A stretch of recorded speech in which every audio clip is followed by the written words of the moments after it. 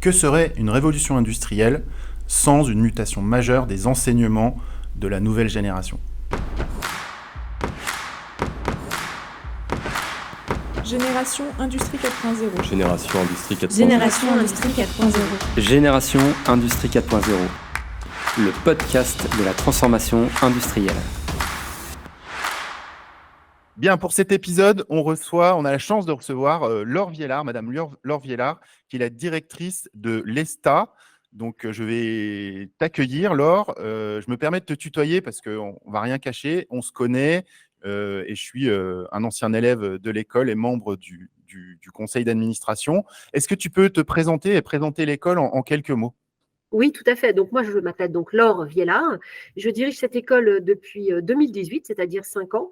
Auparavant, j'étais directrice de la scolarité et de la pédagogie et donc j'ai amené cette école à gagner en accréditation.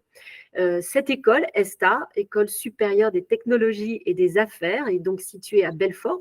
C'est une école qui existe depuis une petite quarantaine d'années, qui a été imaginée par des industriels de la région qui cherchaient des compétences transversales, des compétences hybrides, technologiques et commerciales. C'était tout à fait original à l'époque, ça l'est moins aujourd'hui, mais en tout cas, c'est une école qui a un vrai sens par rapport à notre sujet d'aujourd'hui, l'industrie. Très bien, merci. Donc, super école. Tu dis une petite quarantaine d'années. J'ai envie de dire une grosse quarantaine d'années. Ça fait quand même une école maintenant qui a une certaine assise et qui a été fondée pendant finalement l'industrie 3.0, la première révolution industrielle sur un besoin que tu décris, qui est plutôt issu du monde du 3.0. Aujourd'hui, l'objectif, c'est qu'on puisse discuter des mutations que tu fais vivre à cette école pour entrer dans l'industrie 4.0. Ta vision de l'industrie 4.0, c'est quoi alors ? Pour moi, l'industrie 4.0, c'est une industrie qui est effectivement animée par des nouvelles technologies, des usines qui sont plus connectées, qui sont plus robotisées, qui sont plus intelligentes. Mais pour moi, ce que je pense très important, c'est aussi que cette industrie, elle soit vertueuse.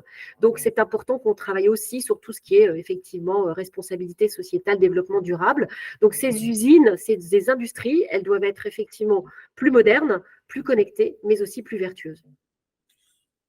Très clair. Et d'ailleurs, finalement, est-ce que cette nouvelle génération, parce que le podcast s'appelle Génération Industrie 4.0, finalement, cette nouvelle génération, est-ce que tu sens qu'elle est dans cette veine, cette mouvance, justement, vers ce côté vertueux de l'usine et finalement de l'entreprise industrielle ?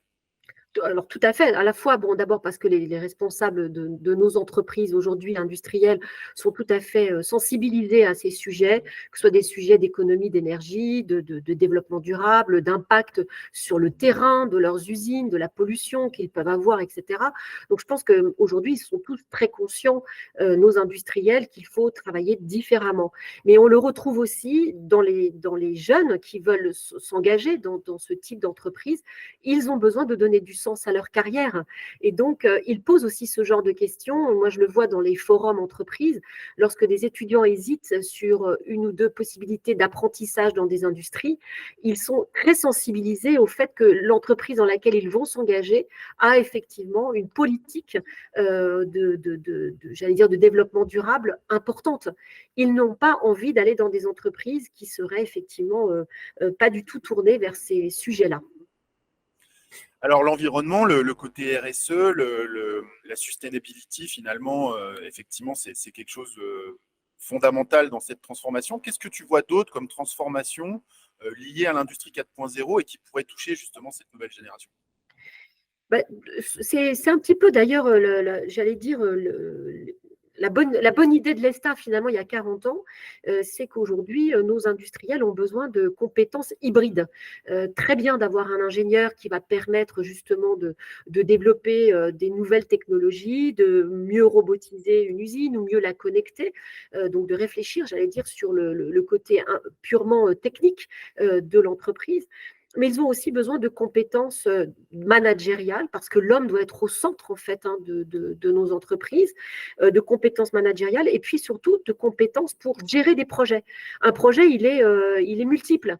Et ça, c'est quelque chose qu'on ne ressentait peut-être pas il y a quelques trentaines d'années, quarantaine d'années, où on recrutait d'un côté des ingénieurs et puis de l'autre côté des commerciaux, les fameux, j'allais dire, développeurs d'affaires. Ah oui. Aujourd'hui, nos industriels ont besoin de compétences hybride de jeunes qui vont à la fois être réveillés technologiquement parlant et donc qui vont avoir un apport sur le côté technique de l'entreprise, son développement technologique, et de l'autre côté, un homme, quelqu'un qui est impliqué, qui a du sens humain et qui va pouvoir gérer des projets en France comme à l'international. Alors, très intéressant tout ce que tu nous témoignes. J'aime beaucoup le mot d'hybride ou d'hybridation, qui est le cœur de qui est le cœur de la transformation finalement, puisque les compétences doivent se mélanger, les technologies s'hybrident justement avec les humains ou cohabitent avec les humains. Donc ce côté hybridation est hyper intéressant. Et finalement, toi ce que tu dis aussi, c'est que même sur la mutation des métiers commerciaux ou de la relation client, tu dis aussi qu'il y a ce besoin d'hybridation. Ah ben complètement. Aujourd'hui, on ne peut pas aller vendre un produit ou un service industriel assez pointu, effectivement, peut-être un peu plus compliqué à explorer, à exprimer, à vendre, si on n'a pas cette appétence quand même pour le monde technique et puis ce sens en fait du business. Donc oui, pour moi, c'est hyper important d'avoir les deux aujourd'hui. Ok. Sur la transformation des métiers, il y a une étude récente qui montre que 80% des métiers de 2030 n'existent pas encore. Donc, on voit bien qu'on est dans une mutation, comme tu dis, dans une hybridation peut-être. Une mutation, ça ne veut pas dire non plus quelque chose de radical dans le changement. Quels sont ces nouveaux métiers que toi, tu peux voir et comment l'école propose des programmes pour aller dans le sens de ces transformations? Alors, les nouveaux métiers, effectivement, comme tu le dis très bien, je ne les connais pas. Et finalement, je crois que beaucoup d'entre nous ne les connaissent pas. Même nos industriels qui sont autour de la table, lors de nos séances de conseil d'administration ou de comités de perfectionnement ou de comités de pédagogie, tout le monde n'a pas, l'information. Par contre, ce que l'on sait, c'est qu'on aime faire travailler les étudiants totalement différemment. Et d'ailleurs, on ne peut plus leur donner des cours comme on le faisait auparavant, où on les bloque pendant 4 heures dans un amphithéâtre à écouter du cours. Il faut leur donner des bases, ça on est clair. Et les 2 premières années dans les études supérieures sont quand même relativement importantes, parce que quand on sort du bac, on sait qu'on est quand même un peu léger en matière, scientifique. Donc, on est quand même obligé de passer par là. Mais après, on les fait vraiment travailler et c'est là tout la nouvelle pédagogie que je trouve intéressante à réfléchir et à mener, c'est de les faire travailler en groupe, en jeu, en échange. Ce qu'ils aiment aujourd'hui, et puis on en parlera tout à l'heure, c'est justement d'avoir des challenges de type hackathon, c'est des jeux d'entreprise, c'est des jeux de négociation, c'est vraiment foisonner en matière d'idées et pas simplement ingurgiter du cours. Je crois que là, vraiment, on a changé de prisme. Moyennant quoi, effectivement, ça permet d'aboutir sur des réflexions intéressantes pour les nouveaux métiers de demain. Ça permet d'imaginer effectivement la façon dont on va prendre à bras-le-corps un sujet dans une entreprise, chose qu'on n'aurait peut-être pas fait de la même façon il y a quelques années. Donc, tout se transforme. Donc, non, je ne connais pas les métiers de demain. J'écoute beaucoup les industriels. On a une vision des métiers à 4, 5 ans. Je vais donner un exemple très concret. Il y a quelques années, on ne formait pas aux achats, par exemple à l'ESTA, sur la demande de grands donneurs d'ordre de la métallurgie. On a réfléchi à des modules d'achat industriel. Faire de l'achat industriel, c'est un métier à part entière. Voilà, donc ça, c'est des modules nouveaux. Donc, on essaie de les implémenter, on écoute ce qui se passe. Mais finalement, le métier type de demain, je ne le connais pas encore. Mais pour que nos étudiants soient au fait, eh bien, justement, on les nourrit différemment en matière de pédagogie. Oui, donc l'hybridation, elle est aussi dans la façon dont vous transmettez les cours, de par aussi le besoin qui est peut-être, comme tu disais, moins un besoin d'incurgiter de la matière, du savoir, mais plus de développer des savoir-être, des comportements qui sont collectifs dans cette transformation. C'est ça que tu vois? Ah oui, tout à fait. D'ailleurs, c'est pour ça qu'on les sort beaucoup. Nos étudiants ne restent pas enfermés à l'école. Ils vont visiter des entreprises, ils vont visiter des chaînes de montage. Ils font d'ailleurs dans notre scolarité, nous avons la chance de leur donner l'opportunité de faire beaucoup de stages, puisqu'un étudiant sur 5 ans va faire jusqu'à 21 mois de stage, donc c'est énorme. Donc ça leur permet de vraiment d'ouvrir les écoutilles, en fait. On les emmène dans des salons, le salon 4.0, qui d'ailleurs va être rebaptisé salon 5.0 à Mulhouse prochainement. Voilà, on les emmène dans des salons, on les nourrit de tout ce qui se passe autour d'eux. On fait venir beaucoup d'intervenants extérieurs. On aime beaucoup faire venir des vacataires, des gens qui ont des vraies expériences dans leur entreprise. Et tout ça, ça va les aider justement à se former au mieux et être au plus près de ce qui sera attendu à la sortie. Ce qu'on a pu observer, nous, dans les différents travaux qu'on a avec des industriels, c'est aussi la rapidité du monde dans lequel on vit finalement. Est-ce que cette idée de les mettre en situation dans du concret pour qu'ils développent des savoir-être hybrides ou collectifs, est-ce que finalement c'est pas la clé de demain? Le monde bouge très très vite. Si je parle strictement de marketing, je te donne un exemple. Faire une étude de marché sur 6 mois n'a presque plus de sens aujourd'hui, puisque 6 mois après, les réponses ou les orientations, la data autour de ça a complètement changé. Est-ce que c'est aussi dans cet objectif que vous développez ce type de formation? Ah oui, oui. Et c'est pour ça, ce que je disais tout à l'heure, les jeux, enfin le côté serious game, hackathon, sont très intéressants parce que c'est sur des temps limités où on va pouvoir les faire sortir finalement de leur zone de confort, nous apporter des idées nouvelles. Quelquefois, bon, ben voilà, certaines vont à la poubelle directement, mais l'intérêt, c'est que justement, ça foisonne. Et ça, on peut l'avoir dans une pédagogie qui est une pédagogie beaucoup plus innovante, beaucoup plus rapide, beaucoup plus incisive finalement. Et vous les faites même fabriquer un avion, si j'ai bien compris. Oui, tout à fait.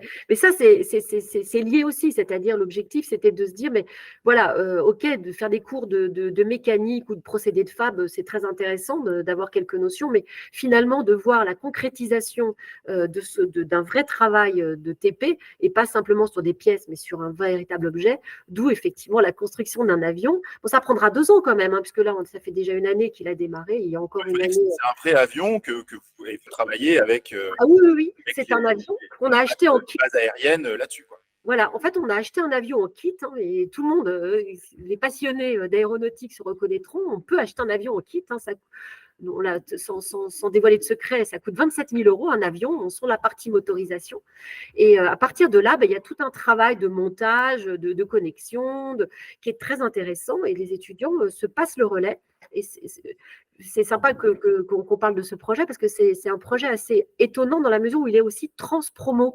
C'est-à-dire qu'en fait, toutes les promos de l'école se passent le projet. Oui. Et ça, c'est chouette. Sur plusieurs années, du coup. Ouais, exactement, exactement. Je pars en stage pendant 6 mois, mais c'est pas grave, j'ai mes copains de la promo d'en dessous qui vont pouvoir prendre le relais et faire avancer le projet. Bon, on verra bien s'ils s'envolent au mois de mai prochain, ce qui est l'objectif. C'est magnifique. Je complète peut-être, dans ce que j'entends, c'est que tu arrives quand même à mettre un temps long où cette idée de transmission, de promotion en promotion, avec une temporalité annuelle, finalement, sur des objets qui sont très ponctuels. On voit bien que comme le monde va vite, les échanges économiques vont vite et qu'il faut vite muter, finalement, cette rapidité peut aussi aller de pair avec une stratégie long terme ou la construction long terme, ce qui est aussi l'industrie. Est-ce que tu sens, soit dans le monde académique, ou même vis-à-vis des partenaires de l'école ou des entreprises industrielles, est-ce que tu sens cette dualité finalement, cette temporalité à la fois très instantanée et à la fois ce qu'est l'industrie, ce sont aussi des temps longs. Comment vous appréhendez ça? Alors oui, on le ressent d'abord parce que on est entouré d'entreprises qui ont quand même des décennies d'existence, donc qui se transforment évidemment, mais qui ont quand même des assises de long terme. Et ça, c'est important, c'est de montrer que nos industries françaises, elles existent depuis longtemps, elles ont peut-être perdu un petit peu pied quelques années, mais aujourd'hui, il y a une vraie volonté de les redynamiser. Et justement, avec ce côté, j'allais dire, novateur, ces produits digitaux, ces outils numériques, ça leur permet de passer un cap. Mais oui, il y a à la fois du temps long, de l'histoire, Et ça, je crois qu'il ne faut pas le négliger. On a des entreprises qui existent. Vous regardez des entreprises comme Stellantis, ces entreprises qui ont plus de 200 ans. Je pense que c'est important d'avoir toujours cette réflexion sur le passé industriel de notre pays et de nos industries dont on doit être fier. Et de l'autre côté, elles sont aussi très novatrices pour certaines d'entre elles et elles ont envie d'aller dans le siècle d'après, rapidement. Donc oui, on ressent ça. Je te donne un autre chiffre. Je crois que c'est 85% le vrai chiffre. 85% de l'acte de vente dans l'industrie se déroule avant d'avoir rencontré le vendeur. Ça veut dire que le digital a pris une place très importante dans la relation client et dans la mutation de la relation client où, sans doute, avant, le vendeur était un peu le point d'entrée unique de l'entreprise en mode 3.0. Maintenant, en mode 4.0, on voit encore cette hybridation entre des rencontres physiques et du digital. Ce volet digital, data, toutes ces nouvelles technologies, comment vous l'intégrer dans la mutation des métiers et dans les formations que vous mettez en place? Alors, c'est hyper important ce que tu dis là, parce qu'effectivement, je pense que tous nos modèles d'affaires ont dû être repensés, ou en tout cas sont en train d'être repensés, pour mettre non pas le vendeur sur la scène, mais mettre le client au centre. En fait, la différence, elle est là. C'est que le client, il est au centre de la stratégie. On essaie d'associer le client à toutes les étapes, que ce soit de la conception d'un produit jusqu'à effectivement son arrivée dans l'entreprise. Voilà, c'est effectivement le modèle d'affaires, il a totalement changé. Alors oui, le digital est au centre de nos enseignements. Tous les étudiants donc, ont effectivement un minimum de bagages sur l'utilisation du digital, du web, des réseaux, de tous les outils en fait numériques qui sont utilisés aujourd'hui dans les entreprises. Et en plus, on a développé une spécialité qui est chapeautée par un enseignant-chercheur justement en informatique au départ. On a une spécialité qui s'appelle transformation digitale, où là, les étudiants vont pouvoir aller un petit peu plus loin avec l'utilisation de, effectivement, l'IoT, du travail sur la cybersécurité, parce que c'est hyper important d'imaginer comment l'IA peut être utilisée, mais tout en étant super sécure par rapport à tout ce qui peut se passer ensuite. Éthique, oui, bien sûr. Voilà, exactement. Donc là, il y a quand même des volets très importants. Donc ça, c'est une spécialité que certains de nos étudiants ont décidé de suivre. Et ça leur permet demain de pouvoir se vendre sur le marché comme des spécialistes de la relation client digitale pour nos industriels. Donc avec des métiers qui sont très nouveaux en fait. Donc justement, tu parlais d'être customer-centrique, mettre le client au cœur de son organisation. Ça, c'est vraiment ce qui bouleverse les organisations. Ça bouleverse aussi la valeur ajoutée, la relation entre un client et un fournisseur. Dans ce cadre-là, je me permets de faire un petit coup de promo, parce qu'on est tous les deux concernés avec l'école Enamkin. Donc, on organise en commun à Belfort un événement qui s'appelle le CXI. Et Laure, tu veux en parler peut-être 2 secondes? Oui, en fait, c'est la deuxième édition qui aura lieu au mois de janvier prochain du CXI.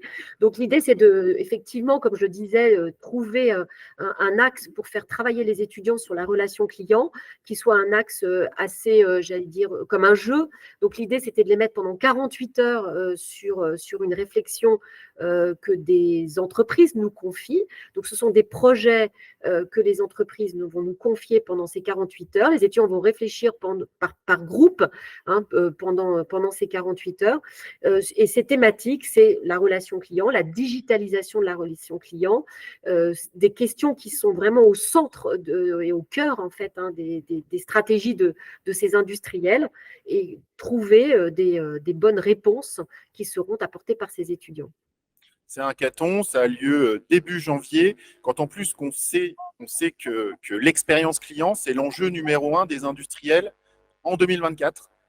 Donc, on se rend compte que voilà, forcément, toutes ces questions de modèle économique, de digitalisation, de nouveaux services sont au cœur des enjeux de la relation client. Venez au CXI.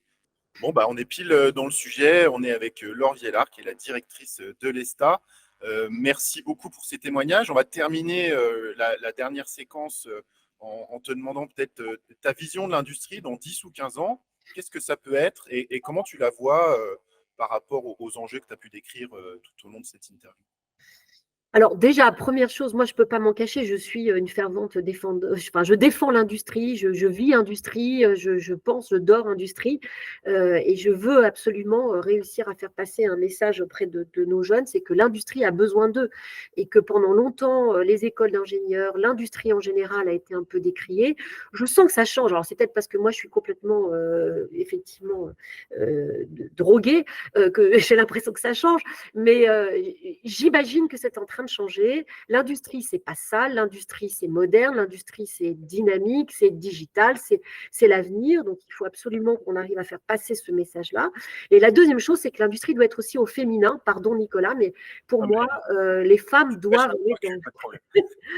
Il faut donner l'envie aux femmes d'aller dans l'industrie. Nous, on a monté un groupe qui s'appelle les Estaliennes, où on essaie de mettre la femme au cœur de l'industrie, les jeunes femmes au cœur de l'industrie. Ça démarre dès l'école, enfin dès le collège, hein, c'est-à-dire que dès la troisième, il faut qu'on aille raconter aux collégiennes qu'elles ne doivent pas avoir peur de prendre un module mathématique spé ou physique et de se diriger vers des prépas ou des écoles d'ingénieurs.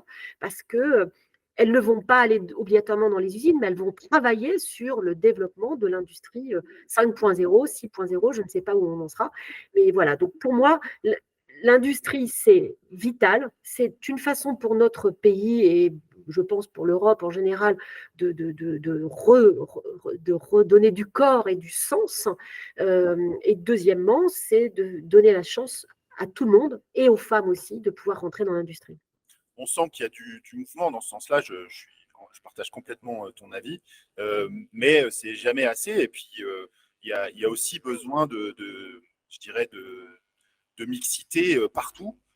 Tu parlais d'hybridation aussi tout à l'heure. Je pense qu'effectivement, l'industrie a toujours été vue un peu comme un métier d'homme, et je pense que c'est une grosse erreur. Et justement, on voit qu'il y a plein de mouvements qui sont en train de s'opérer ou de collectifs qui se mettent en place. Et celui que tu cites au niveau étudiant est important aussi pour justement recréer ces équilibres.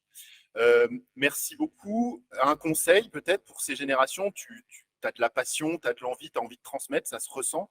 Et un seul conseil pour cette génération, ce serait quoi? D'être curieux et de s'engager. Voilà. Curieux parce qu'il faut aller voir. Je crois que ce que l'on fait quand on les emmène visiter des usines, je crois qu'on leur fait découvrir un monde qu'ils n'imaginaient même pas. Ils ont les yeux qui pétillent. Donc ça, pour moi, c'est formidable. Et puis surtout qu'ils aient envie de s'engager. Enfin, très honnêtement, si on attend que ça se passe, il ne se passera rien. Donc il faut y aller. Il faut donner du cœur et s'engager. Merci Laure, c'était hyper intéressant. Merci de ta passion et de ta transmission et de tout ce que vous faites finalement à l'ESTA pour former les commerciaux et les marketeurs de demain pour l'industrie. Voilà, c'est une mission qu'on voit qui t'anime et qui anime toute une équipe qui est assez formidable. Donc merci beaucoup d'avoir été notre invité et je te dis à très bientôt. Merci beaucoup.